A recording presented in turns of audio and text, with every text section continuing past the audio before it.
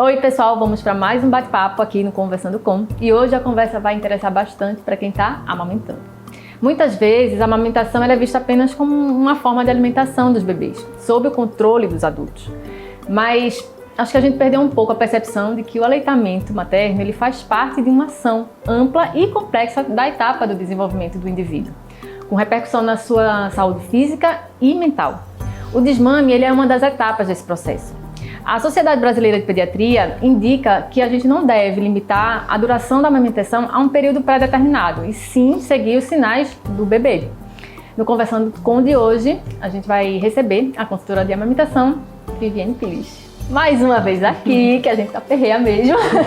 Seja bem-vinda de novo. Muito obrigada. Obrigada a você pelo convite. Bom, vamos lá começar. Vivi, de um modo geral, quando é que deve ser feito esse desmame?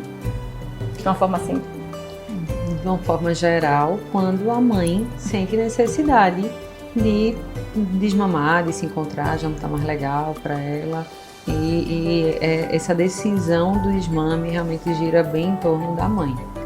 Então é quando a gente observar que não está sendo legal para a mãe, quando ela já está ou em algum determinado momento que ela vê, não, já deu. Sim. Porque muitas vezes a gente faz, não, até 6 meses e deu. Sim. Não tem um período determinado, é disso que a gente está falando. Não, a gente tem aquela orientação que todo mundo sabe, né, do Ministério da Saúde, a amamentação recomendada aí por 2 anos ou mais, né? A gente sabe que até os 6 meses é o ideal que seja exclusivo, se for possível.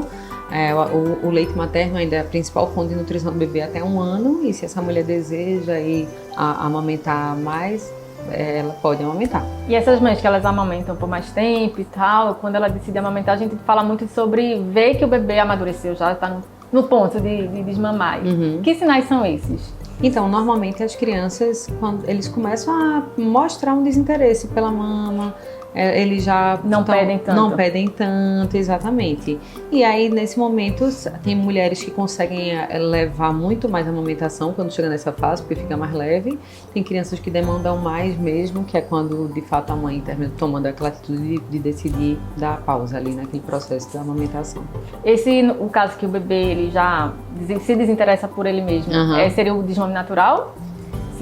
Pode ser um início ali desse desmame natural, quando ele começa a se desinteressar. Agora, o desmame natural de verdade, o que a gente sabe de estudos é que a criança normalmente vai desmamar lá por 4 a 5 anos, quando ela vai agir naturalmente. Quando acontece esse desmame? Porque eu, sinceramente, nunca vi ninguém que não, ele deixou. Não, assim, acontece em várias idades, especialmente quando, por exemplo, a mãe voltou a trabalhar, o bebê já mama um pouco, foi pra mamadeira e tal, e a criança vai e troca e se desinteressa, né?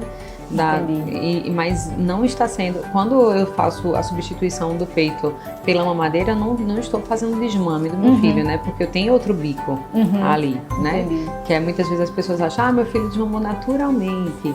Mas na verdade ele foi um processo ali de provavelmente uma confusão de fluxo, bico, ele foi preferindo a mamadeira e aconteceu. Tá, o que pode facilitar, que ajudar nesse processo de desmame?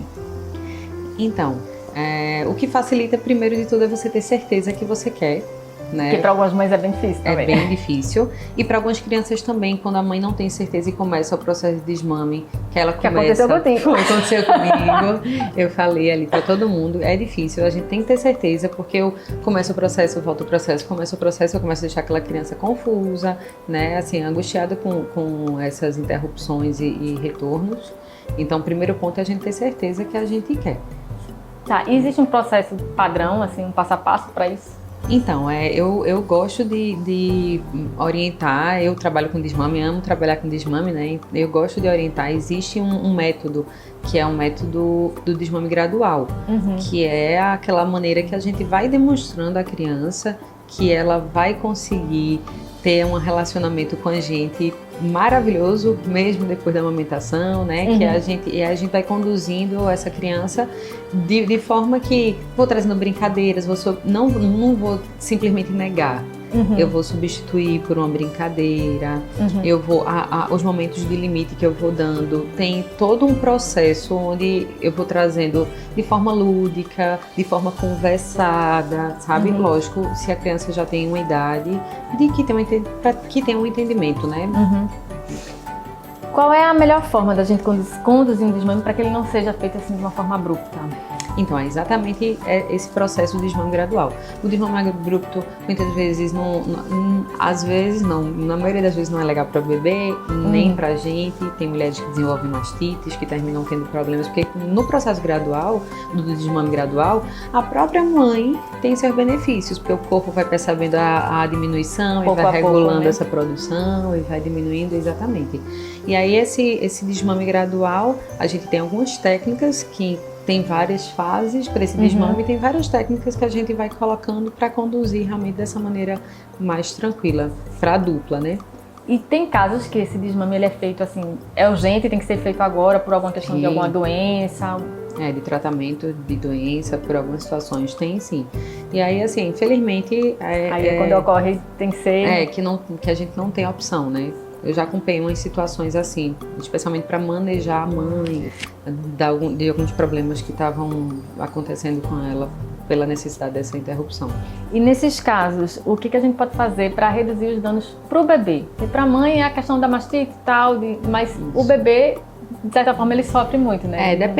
Depende da fase que tá. Se for muito bebezinho, por exemplo, o bebê tem aquela fase oral, né? E aí, por exemplo, não tenho mais a sucção ali no seio da mãe, tem uma necessidade de sucção ainda. Tem que ver cada caso a caso, porque tem bebê que ele realmente consegue conduzir com brinquedinhos na boca e tal. Tem bebê que tem necessidade de sucção, então eu já vi algumas situações assim, de ter uma necessidade de introduzir uma chupeta, de pediatra indicar, né? Chupeta, cada caso é um caso, cada caso é um caso, exatamente. Tem mais alguma coisa que a gente esqueceu aqui de falar, porque a gente já está encerrando nossa conversa? Então, o desmame, assim, o que é interessante saber do desmame, né? Você tem que estar pronta e você tem que mostrar ao seu filho que ele consegue se regular emocionalmente através de outras coisas, que não só mais a amamentação, né? A sucção, e que é possível, porque o lance assim interessante do desmame é quando a criança ela consegue amadurecer junto com você a relação, sabe? E ele percebe que a relação se transforma, né? Eu não sei se eu comentei lá no vídeo que você falou, mas eu falei, minha filha, depois que eu desmamei, a Alice, a segunda, né? Ela começou a dizer, mãe, você é linda. Mãe, ela começou a me enxergar de outras maneiras. Forma, né? Nunca tinha passado assim, a gente não tinha a nossa convivência depois do desmame, foi muito interessante. Ela vibrava, a gente pode brincar disso, pode fazer aquilo, pode não sei o que antes ela não queria fazer, né? Era aquela história bem vinculada ao seio. Então é gostoso, amamentar é muito bom, e o processo do desmame, quando bem conduzido com o seu filho também, termina sendo bem legal. Que bom, muito bacana, obrigada. Queria te agradecer mais uma vez, sempre muito bom contar contigo. Pode contar sempre, estou à disposição.